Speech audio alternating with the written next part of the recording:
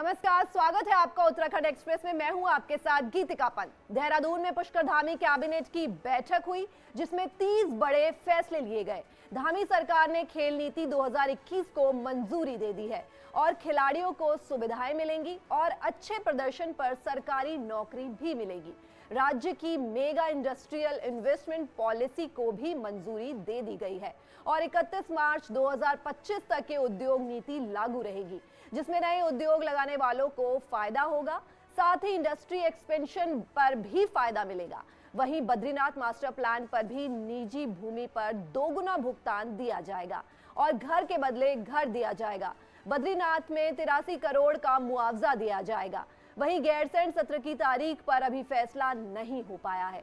सरकार का कहना है कि जल्द ही सत्र की तारीख पर फैसला होगा। होम स्टे प्रोजेक्ट्स के लिए बड़ी राहत दी गई है और अब 15 लाख तक का लोन मिलेगा, जिसमें से 50% सब्सिडी होगी और लीज की जमीन पर भी होम स्टे खोल सकेंगे।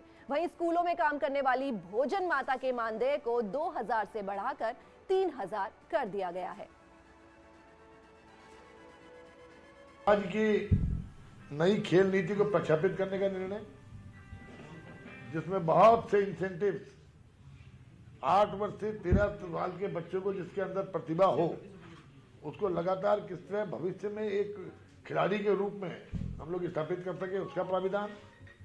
इसके अलावा तमाम तरह की निधियां जिससे कि खेलों को प्रोत्साहन, अवस्था सुविधाएं और साथ साथ आउट ऑफ टर्न नियुक्ति समूह ख और गौ के पदों में करने के में का इसमें प्रावधान किया जा रहा है, ताकि अच्छे खिलाड़ियों को इसमें नौकरी पर भी आउट ऑफ टर्न सरकार उनको नौकरी दे सके।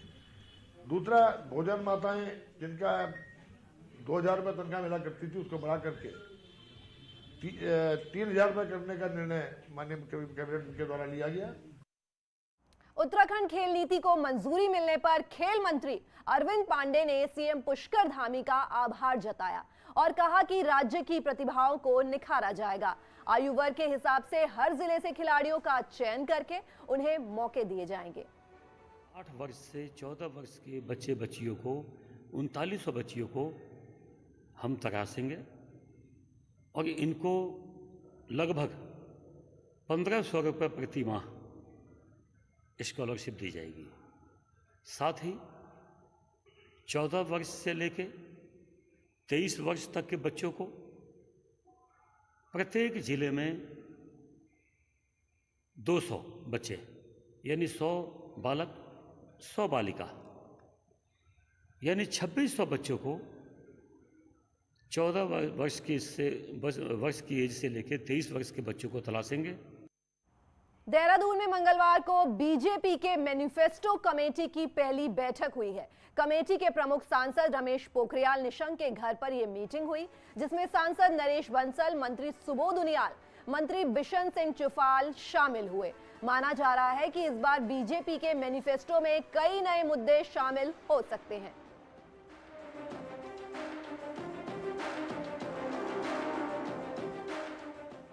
देहरादून में आज से बीजेपी इलेक्शन मैनेजमेंट कमेटियों की मीटिंग होने वाली है। बीजेपी ने इलेक्शन मैनेजमेंट के लिए 33 कमेटियां बनाई हैं और आज से शुरू हो रहा है बैठकों का दौर। 25 नवंबर तक चलेगा ये दौर। बुधवार को बीजेपी के केंद्रीय चुनाव प्रभारी प्रहलाद जोशी, सह चुनाव प्रभारी आरपी सिंह, सांसद लॉकेट चैटर्जी देहरादून पहुंचकर इलेक्शन मैनेजमेंट कमेटियों की मीटिंग लेंगे। इन कमेटियों में पूर्व सीएम, सांसद, मंत्री, विधायक समेत पार्टी के कई बड़े नेता शामिल हैं। कुल मिलाकर के 5 बैठकें हैं। 24 और 25 तारीख को संपन्न होनी है। 24 तारीख में अपने चुनाव के प्रभारी केंद्रीय मंत्री श्रीमान प्रहलाद जोशी जी और हमारे राष्ट्रीय प्रवक्ता और सह प्रभारी आरपी सिंह जी, सह प्रभारी लोकेट चटर्जी और 25 तारीख को दुष्यंत जी इन बैठकों में रहेंगे। ये अलग अलग ग्रुपों की अलग अलग बैठकें हैं। कांग्रेस की स्क्रीनिंग कमेटी की पहली बैठक आज देहरादून में होगी। स्क्रीनिंग कमेटी के चेयरमैन अविनाश पांडे समेत सभी सदस्य मीटिंग में शामिल होंगे। आज होने वाली कांग्रेस स्क्रीनिंग कमेटी की बैठक काफी अहम होने वाली है। कोटद्वार पहुंचे पूर्व मुख्यमंत्री हरीश रावत ने कहा कि मीटिंग में स्क्रीनिंग के पैरामीटर तय किए जाएंगे। उन्होंने कहा कि स्क्रीनिंग का काम दिसंबर महीने से शुरू किया जाएगा। हालांकि उन्होंने कहा कि इस महीने कांग्रेस का पूरा फोकस जन आंदोलन पर है और पूरे प्रदेश में पदयात्रा की जा रही है। आगे कैसे स्क्रीनिंग बढ़ेगी उसके पैरामीटर्स तय करेंगे, लेकिन मेरा ख्याल है स्क्रीनिंग का काम दिसंबर में ही प्रारंभ होगा, दिसंबर मध्य तक। अभी जन आंदोलन चल रहे हैं, हम जन आंदोलन को ताकत दे रहे हैं। हरिद्वार जिले की ग्रामीण विधानसभा के लालढांग क्षेत्र में हरीश रावत ने आज पदयात्रा की। इस दौरान कांग्रेस कार्यकर्ताओं ने हरीश रावत का जोरदार स्वागत किया। हरीश रावत ने सीएम पुष्कर धामी की घोषणाओं पर कहा कि सीएम सिर्फ घोषणाएं कर रहे हैं, ये घोषणाएं कभी पूरी नहीं होंगी, इसीलिए कई संजीदा अधिकारी भी छुट्टियां लेकर गायब हो रहे हैं। ऐसी घोषणाएं करके सीएम पद का मजाक उड़ाया जा रहा है। बना करके रख दी है, धरातल में कहीं उतरने वाले नहीं है, और जो संजीदा अधिकारी हैं वो सब छुट्टी जा रहे हैं।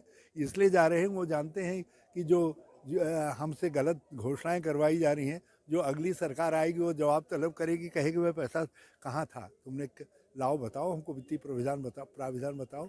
केदारनाथ और यमुनोत्री में पैदल यात्रियों को थकान महसूस ना हो और पांव थकने पर उन्हें आराम मिल सके, इसके लिए उत्तरकाशी और रुद्रप्रयाग में 15 दिन की पैर की थेरेपी और मसाज की ट्रेनिंग दी जाएगी, ताकि यात्रा के दौरान लोगों को रोजगार मिल सके।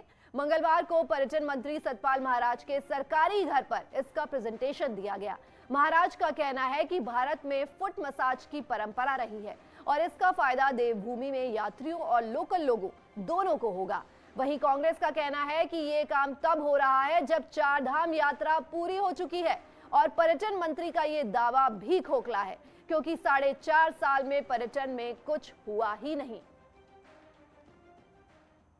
तो ये हमारा एक रोजगार को सृजन करने के लिए बहुत अच्छा ये हमारा एक पहल है, जिसमें कि जो वहाँ के लोकल लोग हैं इसमें शरीक हो सकते हैं, प्रशिक्षण प्राप्त कर सकते हैं, और जैसा कि वैष्णो देवी के अंदर हजारों लोगों को वहाँ मदद पहुँचाई जा रही है, इस प्रकार से वो लोग अपना रोजगार प्राप्त कर सकते हैं। 4 धाम की जब तीर्थ यात्रा चली तो उस वक्त इस बात को क्रियान्वित कराना चाहिए था, आपको धरातल पर करके दिखवाना चाहिए था। अब जब यात्रा समाप्त हो गई तो ऐसी बातों का कोई औचित्य रह नहीं जाता। और मैं महाराज को याद दिलाना चाहती हूँ, इससे पहले भी लक्ष्मण झूला पुल के लिए आपने कहा कांच का पुल बनेगा, आपने कहा कि टिहरी में सी प्लेन उतरेगा, आपने सबमरीन्स की बात करी, और आपने ऐसी रोपवेज और बहुत सारी विदेशों का उदाहरण दे देकर आपने यहाँ उत्तराखंड की जनता को 4.5 साल सिर्फ बरगलाने का काम किया है।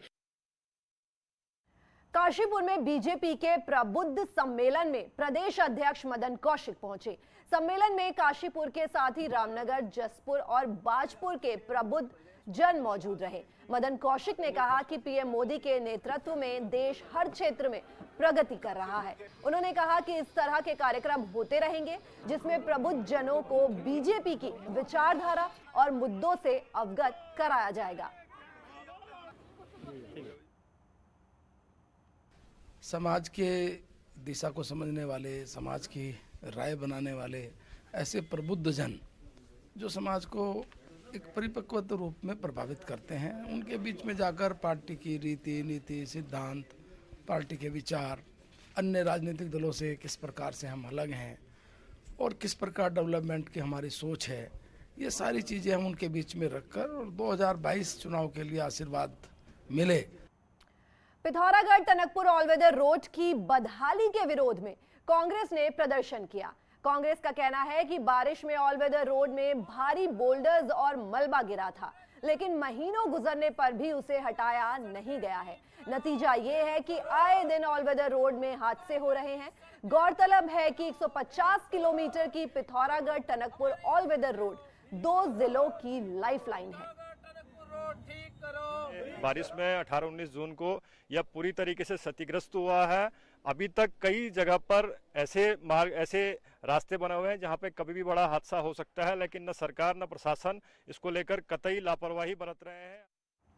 2 साल से कोरोना से परेशान स्कूली बच्चे अब ग्राउंड में खेलते कूदते दिख रहे हैं। ये बच्चों के लिए एक तरह से पुराने दिन लौटने जैसा है। ऐसा नजारा देखने को मिल रहा है प्रदेश भर में चल रहे खेल महाकुंभ में।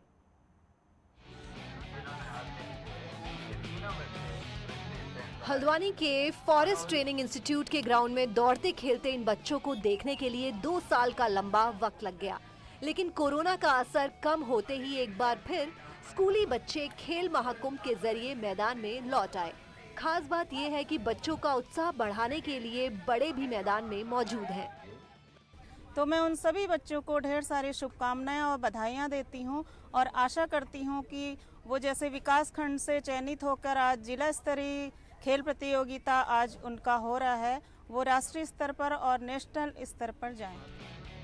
मैदान में उतरे बच्चे भी कोरोना से जुड़ी बुरी यादों को छोड़ नई जिंदगी जीने को बेताब हैं और उन्हें एक बार फिर ग्राउंड में वापसी खूब रास आ रही है।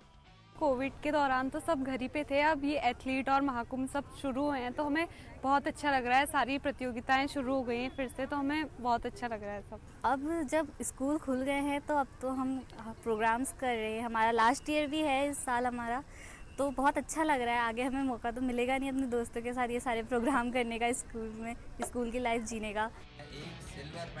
जाहिर है बच्चों को परिंदों की तरह आजादी पसंद होती है और इस आजादी का अहम हिस्सा है खेल। खेल विभाग स्कूल के स्तर पर ब्लॉक, डिस्ट्रिक्ट और ब्लॉक स्तर की प्रतियोगिताएं कर रहा है, जिसमें बच्चे खूब जोर आजमाइश अपना रहे हैं ताकि ट्रॉफी पर कब्जा किया जा सके। हल्द्वानी से न्यूज़ 18 के लिए शैलेंद्र नेगी की रिपोर्ट।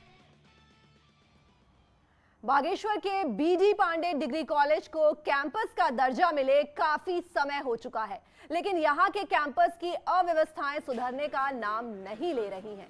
कैंपस में मूलभूत सुविधाओं का अभाव है, यहाँ तक निदेशक की अभी तक नियुक्ति नहीं हो सकी है। वहीं कॉलेज की अभी तक सीटें भी नहीं बढ़ाई जा सकी हैं।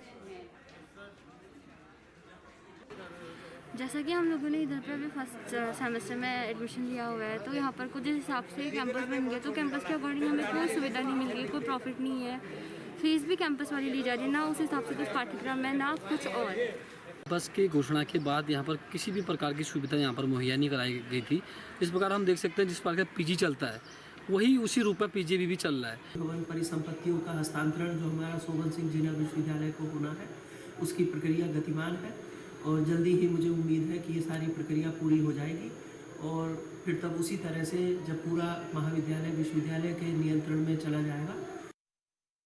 उत्तराखंड की एसडीआरएफ की टीम ने पहली बार माउंट गंगोत्री फर्स्ट पीक को महिला टीम लीडर के नेतृत्व में फतेह किया है। एसडीआरएफ के महिला सदस्ये ने 21,898 फीट की ऊंचाई पर जीत का परचम लहराया है। बीती 9 सितंबर को मुख्यमंत्री ने एसडीआरएफ पर्वतारोहण टीम को अनीता गैरोला के नेतृत्व में रवाना किया था।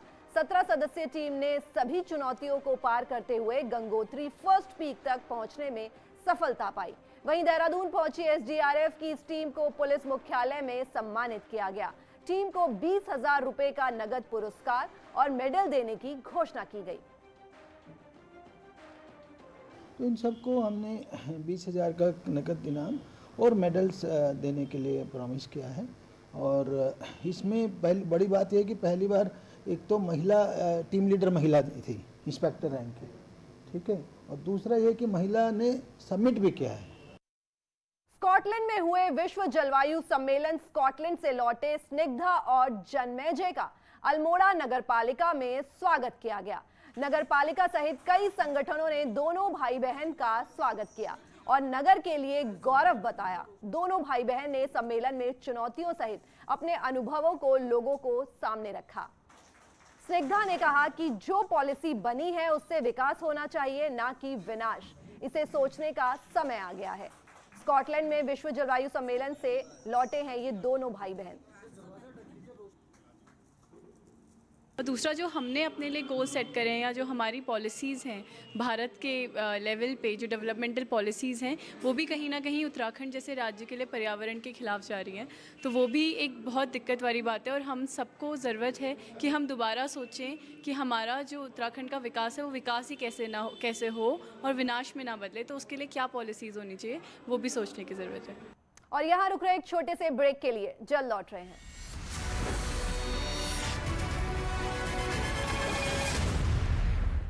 जूते चप्पल मारपीट का लाइव वीडियो